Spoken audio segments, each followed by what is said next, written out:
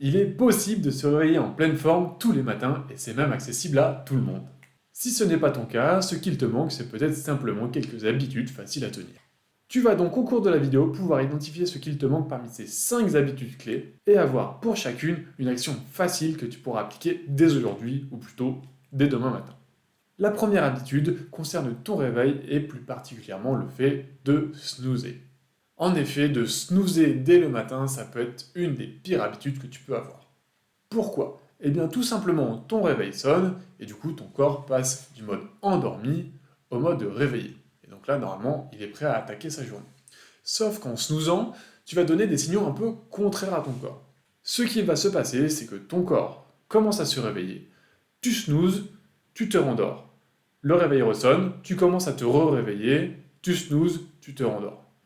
Et en fait, de rentrer dans ce cycle, ça va faire une inertie du sommeil qui va interrompre ton cycle de réveil normal et qui va le laisser un peu dans cet entre-deux de réveil ou de dormir. Ton corps, il sait plus trop ce qu'il faut faire parce que on lui a dit il faut se réveiller, mais en même temps, ton cerveau lui a dit rendors-toi, t'inquiète, je snooze. Et donc, quand tu décides enfin de te réveiller et de te lever pour de bon, eh bien ton corps, ça fait un petit moment, peut-être 5, 10, 15, 30 minutes, que tout simplement il est dans cette phase intermédiaire entre le sommeil et le réveil. Et le problème qu'il va avoir, c'est que son réveil naturel a été interrompu, et donc il va avoir du mal à vraiment passer au statut totalement éveillé. Et donc cette espèce d'inertie du sommeil, elle va durer de plus en plus longtemps, et tout simplement, ça va se sentir avec de la fatigue tout au long de la matinée, voire même de la journée. Et donc pour éviter de rentrer dans cette espèce de cercle vicieux, l'objectif, ça va être, dès que tu te réveilles, ça va être de te lever et de te mettre en action directement, et non pas d'envoyer un signal contradictoire à ton cerveau. Et tu verras, c'est peut-être pas facile au début, mais ça va faire une grande différence sur ton niveau d'énergie tout au long de la matinée. Et pour ce faire, j'ai une petite astuce facile à mettre en place pour toi qui marche franchement vraiment pas mal. L'idée, ça va être de prendre ton réveil et de le déplacer dans ta chambre à un endroit un peu plus loin que le lit. Par exemple sur une commode ou sur une armoire ou sur une étagère, un peu plus loin, ce qui va t'obliger, quand le réveil va sonner, tout simplement pour l'éteindre ou même pour le snoozer, de te lever et d'aller jusqu'au réveil pour le couper. Et là, du coup, ton corps aura déjà été mis en mouvement, sera déjà debout, il te sera beaucoup plus difficile de te recoucher, sachant que maintenant, tu es déjà levé, quoi. Tu as déjà fait le plus dur juste pour éteindre le réveil. Et donc, tu seras beaucoup moins enclin à aller snoozer. Donc, tu peux dès maintenant trouver dans ta chambre à quel endroit tu peux placer ton réveil qui te forcera à te lever juste un petit peu. Maintenant, concernant la deuxième astuce. Ce qu'il se passe pendant la nuit, c'est que tout simplement, tu ne bois pas, mais ton corps va continuer de travailler et va continuer de consommer de l'eau. Le problème, c'est que au cours de la journée, on boit régulièrement, on s'hydrate, du coup notre corps est hydraté, et pendant la nuit, le problème c'est qu'il va se déshydrater vu qu'il n'a plus d'apport d'eau. Et donc tu vas te réveiller le matin avec une légère déshydratation. Et le problème de la déshydratation, bon certes, c'est pas cool pour ton corps, mais en plus il va te le faire sentir directement avec une grosse baisse d'énergie et des difficultés pour se mettre en mouvement. L'habitude étant donc, dès le matin, de boire dès le réveil un verre d'eau pour pouvoir réhydrater son corps et le mettre en mouvement, qu'il soit complètement opérationnel. Et pour ce faire, la petite action facile à mettre en place, ça va être de préparer la veille tout simplement un verre d'eau ou une gourde ou autre contenant avec de l'eau et de le mettre juste à côté de ton réveil ou de ton lit. Comme ça, le matin, hop, tu te réveilles et tu vois directement ce verre d'eau ou cette gourde remplie d'eau.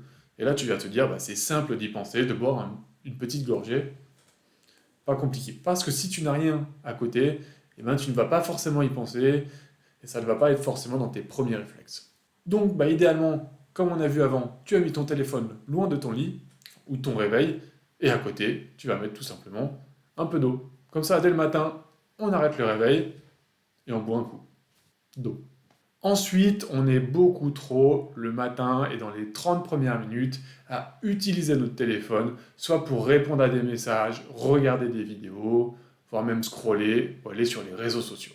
Et le problème de faire ça dès le matin, c'est que ton corps et ton cerveau, il ne va pas s'activer, il ne va pas se mettre en mouvement, il va rentrer plutôt dans ça, et en plus il va recevoir de la dopamine un peu gratuite, et il va commencer à rentrer dans un cycle où il va rester sur son téléphone, au lieu de se motiver à faire des choses pour avoir de la dopamine un peu plus dure à récupérer.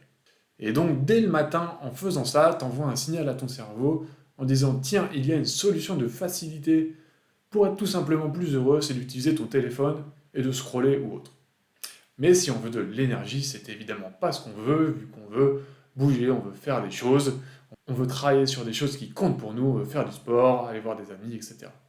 Et donc l'objectif pour l'habitude, ça va être de ne pas utiliser ton téléphone, ou très peu, durant les 30 premières minutes. Et surtout pas pour scroller et pour aller sur les réseaux sociaux, tu auras le temps pour ça plus tard. Mais une fois que tu as pris l'habitude de l'utiliser le matin et de regarder ta petite vidéo en mangeant ou de répondre aux potes ou de scroller, c'est un peu plus dur de s'en débarrasser. Alors pour ça, il y a une petite action, une petite astuce facile à mettre en place, c'est de laisser ton téléphone dans un endroit où tout simplement tu ne vas pas le matin. Donc simplement, si tu manges, si tu prépares ton petit déjeuner, si tu t'habilles, par exemple, dans ton salon, dans ta cuisine ou autre, eh bien l'idée, ça va être de laisser ton téléphone à un endroit où tu n'es pas, par exemple, peut-être tout simplement la chambre. Comme ça, tu n'auras pas ton téléphone à portée de main et tu ne seras pas tenté de l'ouvrir ou de passer un peu de temps dessus. Ce sera beaucoup plus compliqué, ça requerra un effort supplémentaire d'aller le chercher et de l'utiliser, et ça t'en donnera peut-être même plus l'idée. D'ailleurs, si tu veux augmenter ton énergie et que tu veux recevoir une action, un petit challenge facilement faisable une fois par semaine, n'hésite pas à aller t'inscrire dans la newsletter dans la description et tu recevras tous les dimanches soirs un petit challenge pour la semaine qui te permettra d'avoir plus d'énergie, plus de bien-être, plus de bonheur. Mais passons dès maintenant à la quatrième habitude. Il faut savoir que notre corps, depuis des siècles et des siècles, voire même plus, il est habitué à avoir un certain rythme et notamment de respecter le cycle circadien. Qu'est-ce que c'est? Eh bien, c'est tout simplement ton cycle entre l'éveil et le sommeil. Et avec ce cycle, ton corps sait quand est-ce qu'il faut être actif ou quand est-ce qu'il faut dormir. Et donc évidemment, quand il est perturbé, eh bien, il est actif au moment où tu veux t'endormir et tu as envie de dormir en pleine journée. Donc le but, ça va être de perturber le moins possible ce cycle et même de l'aider à aller dans le bon sens. Et un des éléments importants du cycle, c'est le soleil et la lumière. En effet, assez simple à comprendre, quand il n'y a plus de soleil et plus de lumière, notre corps va plutôt être en mode sommeil, alors que quand il va recevoir de la lumière ou être au soleil, tout simplement il va se dire c'est la journée, il faut être actif, il faut avoir de l'énergie. C'est peut-être pour ça d'ailleurs qu'on ne dort pas les lumières allumées. Et donc l'habitude, ça va être de récupérer du soleil ou de la lumière du soleil dès les premières minutes du lever. Comme ça, ton corps va recevoir la lumière, le soleil, et va directement pouvoir se dire « Ah, c'est l'heure d'être réveillé et de bouger, la journée commence ». Donc maintenant, la petite action implémentable, ça va être de trouver comment est-ce que tu peux mettre ces premières minutes de sommeil assez proches du réveil. Et donc pour cela, plusieurs options. On va dire l'idéal, c'est d'aller faire une petite marche dehors au soleil dès le matin. Mais bon, ça, c'est pas forcément accessible à tout le monde, surtout suivant notre rythme de vie. Donc il va falloir être un peu plus malin et trouver des petites astuces. Donc on va par exemple pouvoir se dire, si on va au travail, par exemple qu'on prend le métro, on va pouvoir peut-être se dire, je vais descendre une ou deux stations avant pour marcher avant et pour avoir un peu de soleil. Ou pareil pour aller récupérer ses transports. Mais si aller marcher dehors c'est toujours un peu compliqué vis-à-vis de notre rythme, eh bien il y a des astuces un peu plus faciles qui vont peut-être un peu moins marcher, mais c'est déjà ça. Comme par exemple, essayer de trouver du soleil mais chez soi. Donc par exemple, si tu as une grande fenêtre qui est assez ensoleillée le matin ou qui a assez de lumière, tu peux par exemple prendre ton petit déjeuner juste devant cette fenêtre, comme ça va t'apporter de la lumière. Voire même si tu as un petit balcon, une petite terrasse, eh bien tu peux aller prendre ton petit déjeuner, ton café, juste dehors ou à proximité du soleil. On va essayer de maximiser, même si bon, c'est mieux d'avoir un beau et grand soleil, on va essayer de trouver un peu de source de lumière quand même, c'est mieux que rien. Et enfin, la dernière habitude part d'un principe simple. Pour avoir de l'énergie, le plus dur, c'est de mettre son corps en marche. Juste la mise en action est la plus difficile. Une fois que notre corps est lancé, qu'il est énergique, généralement, c'est bon, c'est parti, on garde cette énergie. Et donc, ce qu'on va chercher à faire, c'est de mettre notre corps en mouvement, dès le matin.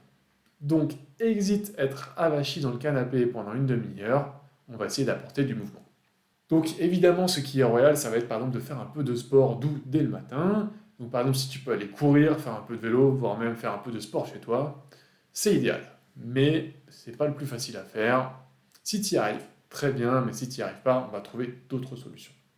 Et j'en connais une qui est vraiment pas mal, c'est par exemple de se mettre une petite vidéo YouTube par exemple, de mobilité ou d'étirement spécial matin, et tout simplement de la faire. Donc par exemple, tu peux chercher dans la barre de recherche mobilité matin 5 minutes, et tu auras juste à suivre cette vidéo. Généralement, c'est assez doux, ça permet de mettre son corps en mouvement, de faire des mouvements assez simples qui vont te déverrouiller et envoyer des signaux au corps comme quoi, hop, on se réveille, tu peux te mettre en mouvement, c'est bien.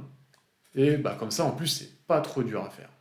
Et tout simplement, comme ça, ton corps il aura reçu le signal qu'on peut commencer à bouger doucement, se mettre en mouvement et donc envoyer et avoir de l'énergie pour le reste de la journée.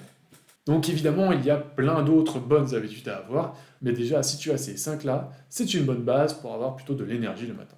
Et si tu veux que ça marche, n'hésite pas à me dire en commentaire quelle habitude tu vas commencer à adopter dès ce soir, ou plutôt dès demain matin.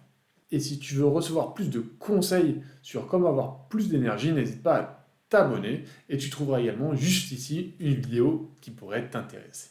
Allez, bisous!